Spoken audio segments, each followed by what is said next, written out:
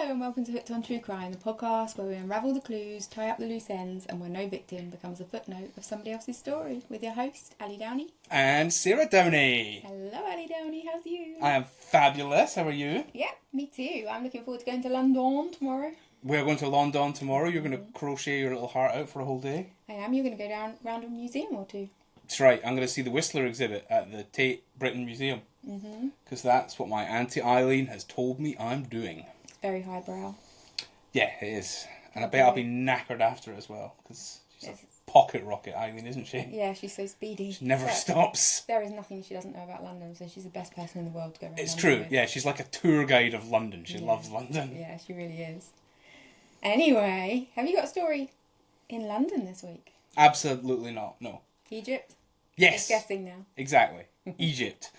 Last week, we talked about one of Sidney Smith's first cases, the Hopetoun Quarry murders, and the twisty tale of one of the early cases that he solved once he became the head of the medical legal department for Egypt, based in Cairo. We also discussed his early life and how he got into the emerging field of forensic pathology. But in this episode, we're going to continue by looking into one of the most influential and in many ways groundbreaking cases that Sir Sidney Smith solved during his remaining time in Egypt. The murder of Major General Sir Lee Stack in 1924. He's not going to steal any body parts this time and No, use them for research. There's going to be no pinched body parts this time. Good, as long as it's not like a pattern. No. First though, before we get into the meat and potatoes of that case, I'd like to give some context to it. Sir Sidney Smith worked in Cairo for 10 years, from 1917 right through to 1927. And this was a time of great upheaval for the country. I won't go into the politics or the history of it because I know it bores people, but basically for economic reasons and because we really liked controlling the Suez Canal, Great Britain had invaded Egypt in 1882 and they'd been under British control ever since. What could possibly go wrong? Yeah. Then following the First World War, there was a huge rise in nationalism. And Egypt would be declared an independent state in February of 1922. Yay for the Egyptians. Yay for the Egyptians. Although it would also, I think it was 1956 before the last of the British troops actually got out of the country. Right, yeah. We hang around a little bit too much sometimes. We do. And Egypt's fight for independence, like all fights for independence, was far from clean or free from bloodshed. No. As nationalism gained popularity, the British rulers tightened their grip on the people, and before long, right-wing fundamentalists were arming themselves and carrying out political assassinations and murders in the name of freedom. Oh dear. And at the same time, the British authorities became more draconian and soon were carrying out atrocities and curtailing freedom in the name of peace. Yeah, it's ridiculous, isn't it? It is. The whole thing's ridiculous. But We all want the same thing at the end of the day. Yes. Well, kind of. They all want the same thing, but they both want the Suez Canal. Very important thing, the Suez Canal. I'm not getting into it. No, don't. Please. No. This I'm already tired. This socio-political unrest meant that for many years, Sidney Smith and his team dealt with dozens and dozens of shootings at the laboratory in Cairo. And this meant that Sidney Smith soon became one of the leading experts in the world in the emerging field of forensic ballistics. Well, this is exciting. We have watched quite a few cases now, and I'm not sure they're a lot further forward than they were at this point. Well, they're not actually. That's absolutely true. But it was more than just his extensive experience that brought him to the forefront of the field. Sidney Smith set up his lab with the best equipment possible, and if it wasn't available, then he just made his own. At first, he didn't have access to a comparison microscope, so he improvised one from 2 microscopes that he did have. I always think that's genius when you come up with something, out of necessity. Yeah. But that works so well that other people will copy it. Yeah. Under normal magnification, Sidney Smith could easily tell what make and model of gun had fired a bullet. Each model is made differently and will mark a bullet in a certain way as the round travels down the barrel. Yeah. Modern guns all use rifling to make the bullet spin as it travels down the barrel. This makes the bullet travel farther and with more accuracy than a smooth bore barrel like an old musket or a shotgun. This spin is achieved by cutting grooves in a spiral down the inside of the barrel. And the bullet is marked by the raised sections in the barrel between the grooves, called lands. And every make and model of gun uses a different number of grooves, cut at a different angle, direction, pitch, width or depth. So every model of gun will mark a bullet in a different way. That's fascinating, but does that also mean that, is there anything different between rifles of the same model? Yes, there will be, but not until you look at it microscopically. For example, a lot of the assassinations and murders perpetrated by the Egyptian right-wing nationalists were done with .45 automatic pistol ammunition. This, though, could be fired from a number of different weapons, including non-automatic revolvers. But each one would leave its unique mark on the bullet. A Webley service revolver had 7 grooves, sloping to the right. A Colt 45 had 6 grooves, sloping to the left. And a Smith & Wesson had 5 grooves, sloping to the right. And the same applies to the cartridge or shell casing that held the bullet. In all guns, except for revolvers, because the shell casings stay in the revolver, the weapon ejects the shell casing after firing. And the spent shell case is marked by whatever ejection system the weapon has. But still dependent on model still. We're still dependent on model rather than... Until you start looking at it with a comparison microscope, Yeah. yes. So by looking at the markings left on a bullet or a shell casing, Sidney Smith was able to easily tell what make and model of gun had fired it. This was in itself nothing groundbreaking. Gunsmiths would have been able to do this for decades. I think the first prosecution, well, the first one that I know of, from ballistic evidence was all the way back in 1885, when one of the famous Bow Street runners, Henry Goddard, used bullet comparison to help convict Joseph Randall for the murder of Mrs. Maxwell. I think that was in Southampton, actually. Yeah, I think it must be absolutely fascinating to do it. You know, if you're into that sort of thing. Oh, yeah. I mean, it must be, on the flip side, probably very boring to explain it to someone in the pub or something. But it must be fascinating to be able to do that kind of detective work, and that's what it is, really. It is. Sidney Smith, though, through vast experience, got very, very good at it. So good that he was often as much of an annoyance to the British authorities in Egypt as an asset. Oh. As well as the political assassinations, there were often shootings at protests and rallies and marches. And immediately after these, the authorities, the British authorities, would release statements that all the victims were shot by political radicals. And they weren't, were they? Only for Sidney Smith to write reports saying that many of the bullets that killed the victims had come from guns exclusively used by the police themselves. Yeah. These reports were usually suppressed at the time in what the authorities called national interest. And what did he feel about that? Sidney Smith? Yeah. Was it something that upset him? It didn't upset him. He submitted He just his reports. What was done with those reports, he didn't mind. He found out the truth. Yeah, I suppose so. And propaganda continues. Yeah, always will. Yeah. Sidney Smith also soon went a stage further, and this was groundbreaking. Using comparison microscopes, he was able to tell not just the general make and model of the gun which fired a bullet, but also whether a specific gun had fired it. Yes, I'm really interested in this. On a microscopic level, no two barrels, even two of the same model of gun, were ever truly identical. There will always be different tooling marks inside. And as any gun is used, it will gain more distinctive marks through wear and tear. If Sidney Smith had the weapon, then he could compare in microscopic detail test-fired rounds to bullets taken from a crime scene or recovered from a victim, which is basically the birth of modern forensic ballistics.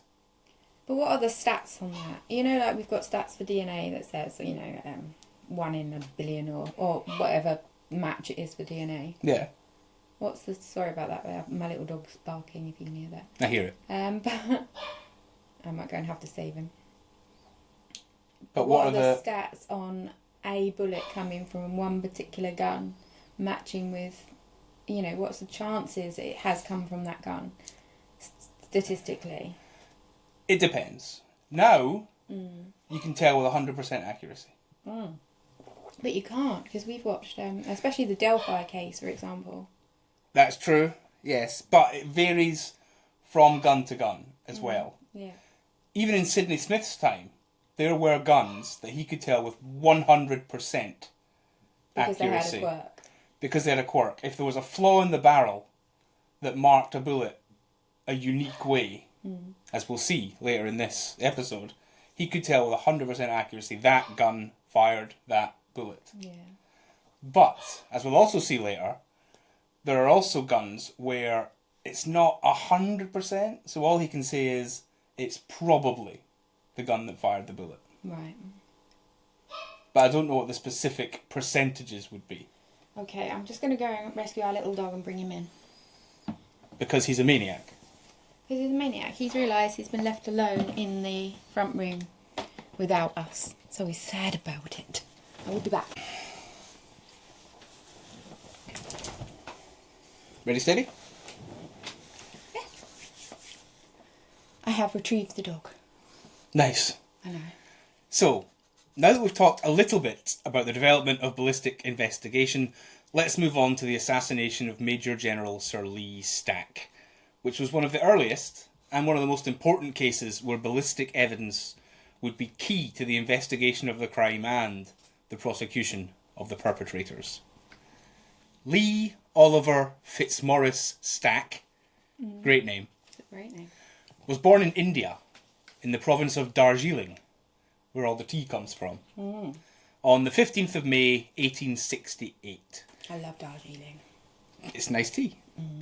He was educated, first at Clifton College and then at the Royal Military College of Sandhurst, before beginning his military service.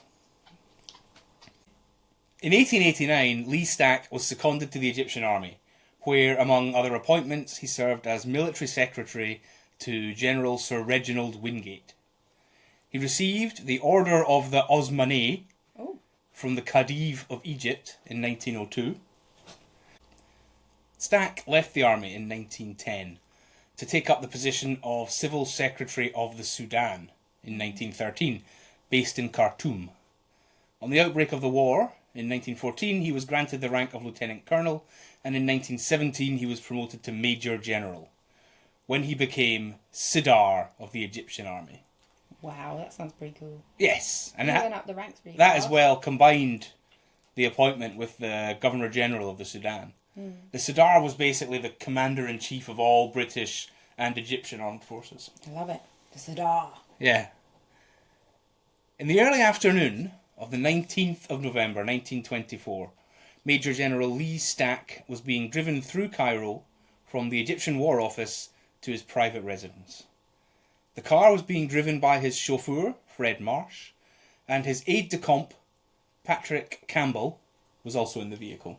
His chauffeur. His chauffeur. You went all French then. I did. At about 1:30 p.m. in the centre of Cairo, Fred Marsh slowed down to pass over a tram line in the busy city. This was where the ambush occurred. 4 young men jumped forward from the crowds on the pavements and fired at and into the car from various angles with automatic pistols. Oh dear. The car was hit numerous times, as were the occupants. Captain Patrick Campbell was wounded in the chest. The chauffeur, Fred Marsh, was wounded once in the leg. And Lee Stack, who was the intended target, was hit 3 times, once in the hand, once in the foot, and once most severely in the stomach. Yeah, it's very unlikely he's going to survive that, isn't it? He won't. Fred Marsh stamped on the accelerator and sped off, while the young men continued to shoot at the car. The gunmen then disappeared into the crowds of people, fleeing the scene, and made their escape in a waiting taxi. Wow, okay. They also threw a makeshift bomb behind them to put off any pursuers, but thankfully the homemade explosive failed to detonate. They really thought this through though, didn't they? Yes, it was a well thought out thing. An Egyptian police officer actually was also wounded as he chased, in inverted commas, the gunman. He was shot in the right thigh. And I mention this now only to explain why Sydney would have 6 bullets to examine. But I will return to this police officer at the end of our story. Yeah, and you did the air quotations for anybody listening on audio. I did 2 little air quotes there. Suspicious.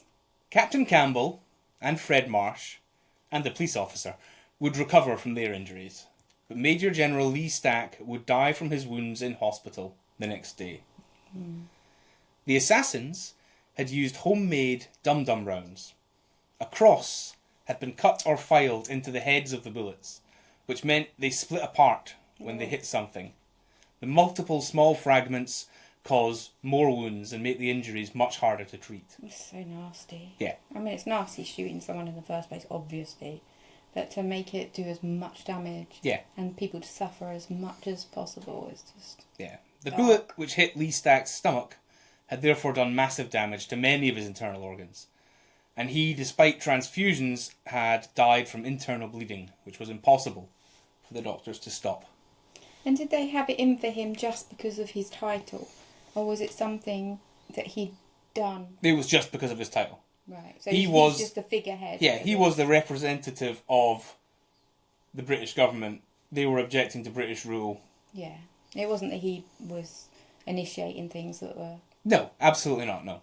Yeah, okay. He hadn't done anything bad. Sidney Smith was called in to learn whatever he could about the crime. First, he examined the scene, where he recovered 9 shell cases from spent rounds. Yeah. Next, he looked at the car, which had numerous bullet holes in the windows and on the body of the vehicle. Any of the bullets which hit the car had been squashed and deformed on impact, and would be next to useless in ballistic identification. The bullets which had struck the victims, though, were another matter. The heads of the rounds may have fragmented, but the main slugs were complete. 6 bullets were recovered from the 4 victims. All of them were .38 automatic pistol rounds with heavy nickel jackets. Looking at the markings on the bullets, Sidney Smith could tell easily that 3 different makes and models of pistol had been used.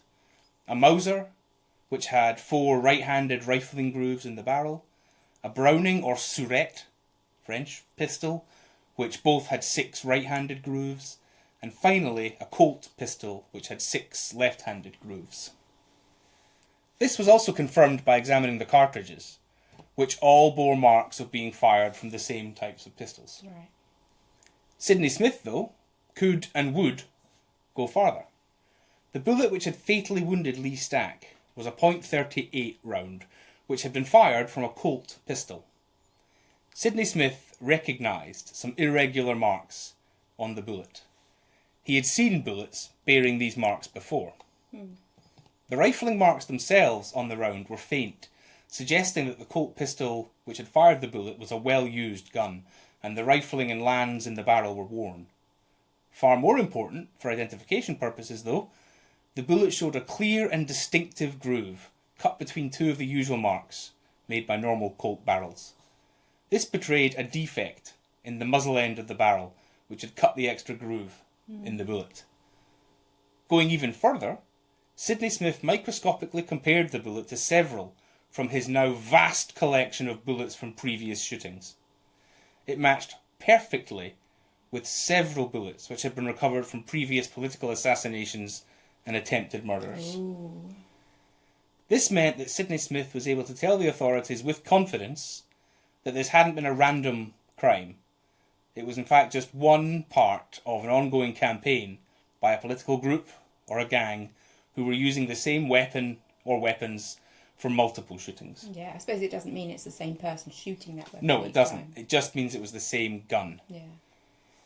It also meant that if they were able to find the gun, then he could prove definitively that it was the exact gun used in the shooting. The Egyptian police were more than motivated to find the assassins. However, despite arresting numerous known political dissidents and raiding many houses, they didn't really catch a break until they found the taxi driver who had acted as getaway driver for the gunman. How did they find him? I don't know. Oh, just tracked him down. I know they found him, but I don't know how. I don't know if he was turned in by another taxi driver. I couldn't find that. Yes, perhaps they're spies on the streets. They will have done, but who knows? From him, they learned that the shooting had been planned and carried out by a secret group led by a lawyer named Shafiq Mansour. Led by a lawyer? Yeah. Mansour, as well as being a lawyer, was a well-known right-wing nationalist who openly advocated for assassination as a political tool. He had been implicated in the murder of the Egyptian Prime Minister in 1910 and in the attempted murder of another Prime Minister in 1914. Well, but only implicated, never charged. Both times he escaped conviction due to lack of hard evidence. Well, we might get it this time, maybe. Maybe we will. And knowing that Shafiq Mansour was likely involved, the police decided to place an informant into his group. Oh, spying going on now. A man named Helbawi. Okay. He had actually been convicted of the attempted murder of the Prime Minister in 1914, which had been planned. Oh, Bowie. Yeah. Helbawi? Helbawi. Which had been planned by Shafiq Mansour. Oh, so he's already trusts him anyway. Yeah, Mansour trusted him. But Helbawi was serving a life sentence with penal servitude for the attempted murder. And so they got him off so he could infiltrate and give them information. In return for a reduced sentence, he agreed to infiltrate Mansour's group and pass information back to the police. Helbawi soon learned that two of the gunmen had been brothers with the family name Inayat. If the police could catch these two men, it was likely that they would give up their accomplices. The police, though, didn't want to risk the brothers disappearing into the underworld of Cairo. So, Helbawi told the brothers that the police were getting ready to arrest them and that they should flee the country. He also suggested that the safest way out of Egypt was the train to Tripoli. Oh yeah, pop them on a train. Yeah. They can't get off of the train. They could get off a train at a station. But I'm assuming they're going to intercept them in between. They are, and there'd be no point in running away in between, as we'll see. Oh. The brothers believed Helbawi, and on the 21st of January, they boarded the train to Tripoli. Oh, they think they're getting away. Yeah. The Tripoli train was chosen because most of the line ran through the desert. Yeah. So when the police did stop the train, there'd be nowhere for the brothers to flee. And nowhere to hide. Very difficult to hide in the desert. Yeah. Unless you're going to bury yourself in sand. When the police arrested the brothers, they also found on the train, hidden in a basket of fruit, 4 automatic pistols with ammunition. Oh, goodness. So they were thinking about, why were they taking them with them? They were going to do more damage somewhere else? Possibly. 2 of them had been used in the shooting, and they were probably getting rid of them. Yeah. I'm not sure about the other 2. Seems a bit overkill, so to speak. It does. So 2 of the pistols were both Mausers, and they used .25 ammunition, and therefore they were definitely not used in the shooting of Lee Stack. The other 2, though, were a Surette and a Colt, and they were loaded with bullets which had the heads cut into dum-dum rounds exactly like the rounds which had killed Lee Stack. Yeah. Sidney Smith began to examine the evidence.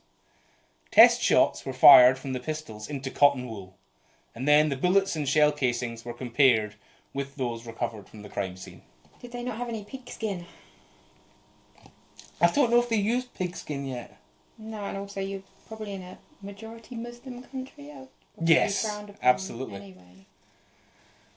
Now the bullets from the Surette pistol were suspicious, but not conclusive. The marks on the test shots matched the crime bullets almost exactly, but there was also no distinct fault or flaw in the barrel to produce a unique marking. Damn. The cartridge cases, though, were more conclusive.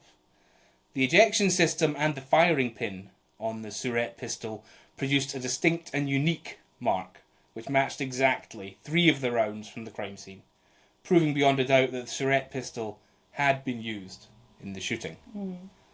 The Colt pistol was even more definitive.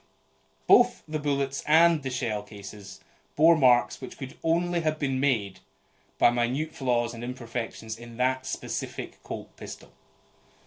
To prove this, though, Sidney Smith used 24 other Colt pistols of the exact same model as a control group, comparing the rounds from all the guns with the ones from the crime scene, which matched exactly the Colt recovered from the train. I wonder who's paying his bill. The Egyptian government. Well, I suppose the Egyptian government probably don't want the British to be involved, and the British are getting information from him. It's an interesting one. Yeah. Both of the Enyap brothers had been arrested and questioned by the police at the beginning of the investigation. However, they denied any involvement, and the police had no hard evidence to convict them, or even suspect them at the time, so they were released. Yeah. Now, presented with the wealth of ballistic evidence and facing prosecution, they confessed, and also implicated everyone else involved in the shooting, including the man who planned it, Shafiq Mansour. Can we believe them because they are trying to get off of a murder charge, I'm assuming? No, they won't get off. No. If they had been lucky, they might have got life instead of the death penalty. They were not lucky. But could they not have said, oh, somebody else shot those guns? They could have. But it doesn't matter. No. They would have been done for the Even the people who planned it were put to death. Okay. Who actually fired the gun. Joint enterprise. It's just like joint enterprise, yeah. So, 6 more people involved in the crime were arrested, and their houses were searched. One of these men was an engineer named Mahmoud Rashid. He was the man who adapted the ammunition into dum-dum rounds by filing the tips. Ugh. In his house, police recovered all of the tools of his trade. 2 vices, 2 fine saws, and 53 metal files of various sizes and fineness. Yeah, I think he should, get the longest, or at least get the same. Well, yeah. Sidney Smith examined the tools, and he found marks on the vice grips, which could have been made by holding a .38 ammunition. Also, in each there was traces of brass, which is what the shell casings were made of. In the joints of the vices there was metallic dust, which contained zinc, copper, lead and nickel, the exact same metal that the bullets were made from. Yeah. And on the files there was traces of brass, which could have come from filing down the .38 bullets. Despite all that, though, and I think this shows how aware Sidney Smith was that not all evidence was conclusive evidence, he told the police that there could be said to be a strong presumption that these were the tools used to modify the ammunition. But there was no conclusive proof. It wouldn't matter anyway, though. Yeah, there could be lots of people making the same thing all over, wouldn't there? Exactly, and that could have come from making not bullets. It's not impossible. Or making bullets, but not the ones it's involved suspicious, in this. Yeah. Meanwhile, behind bars in police custody, Shafiq Mansour, the man who planned the shooting, briefly pretended to be going mad, but when nobody believed him, he soon crumbled like a Cadbury's flake in the iron grip of justice. And he very nice. And he confessed his part in not just this shooting, but many other political assassinations in the past. Wow, he just decided he was just going to just get it off his chest. Yeah. Perhaps he's proud of it. I think he was going for a reduced sentence, but he didn't get it. For admitting to more. Yeah. Yeah. He also told police where his group had kept the guns between killings. It was in the house of Mahmoud Rashid.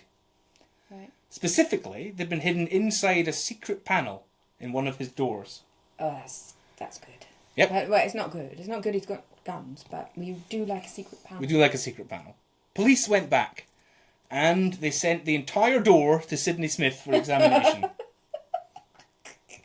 Wouldn't you, Lo? Whole door. If you knew about it, wouldn't you just want to go and find how to get into it, Lo? If I was the police, I'd be like, no, leave this to me. I'm going to find them the way of getting into this thing. I just love the fact that they sent the whole door. I'm imagining it being like that YouTube video of the Scottish guy, topless, just walking down the street with the door. Yeah, but wouldn't you just want to find it yourself? If somebody said, oh, there's a secret opening in this door, I'd be going around tapping the whole thing. You'd have to wait a while, maybe.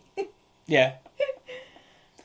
Sidney Smith was able to show exactly which guns had been kept where inside the door. Mm-hmm. Have you got a picture of the door? I do hope you've got a picture of the door. I have a picture of the door. Wait. It will be appearing now. Or on social media if you're listening audio. Yeah. He was able to do this from the marks and dents which the guns had left in the wood. And it had been the 4 guns, including the 2 used in the shooting, which the police had found on the train when they arrested the Enyart brothers. Oh, that's clever. There will also be a picture of all of the guns sitting in the door somewhere. And how did you get into the door? You just unscrew it? Was it really boring? It was quite boring, yeah. The screws had been replaced with nails, and most of the screws had been removed apart from 4. Yeah. And if you took out 2, you could sort of rotate the panel. Yeah. Okay, that was clever. Very clever. Yeah. I like it. Please excuse my dog licking. He's licking his paws. I don't think we can hear him, it's fine. Henry! Henry! Henry! Enough. So, 6 months after the murder of Lee Stack, at the end of May, his killers, and those implicated in the crime, went on trial. 8 men in total. Including the Enyart brothers, and Mahmoud Rashid, and Shafiq Mansour. The prosecution had the confessions of nearly all of the accused, but some of them had recanted their statements after making them, and some claimed that they'd been made under duress. Yeah, it's the only way to go about it at that point, isn't it? Yeah. You regret your life decisions. Blame someone else. As a consequence, the forensic evidence from Dr. Smith's laboratory was the only hard evidence against the 8 men. Sidney Smith was on the stand for 2 days, giving extensive evidence, including courtroom demonstrations, like how the tools were used to make dum-dum rounds, and how he could be conclusively sure that the guns seized by the police were the ones used in the shootings. Yeah.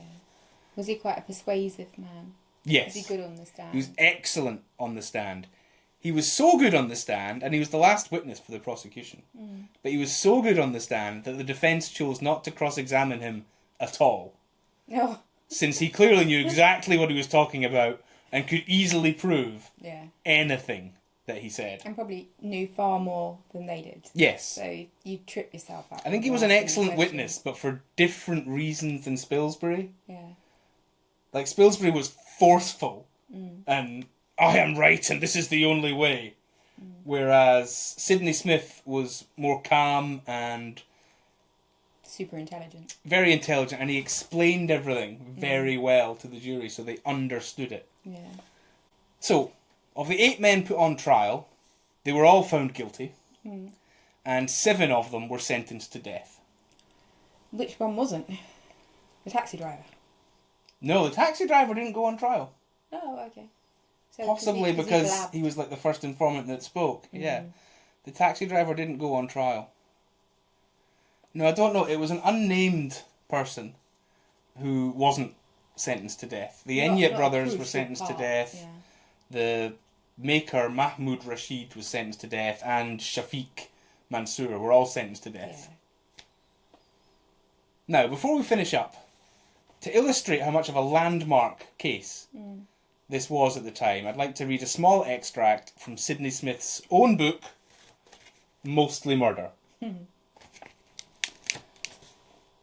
Although to us this case was only one of many in which evidence from the medical legal laboratories was of crucial importance, it became something of a landmark in the history of criminal investigation. We had shown that the identification of firearms was absolute and could not be shaken, and established quite definitely the value of laboratory in the detection of crime.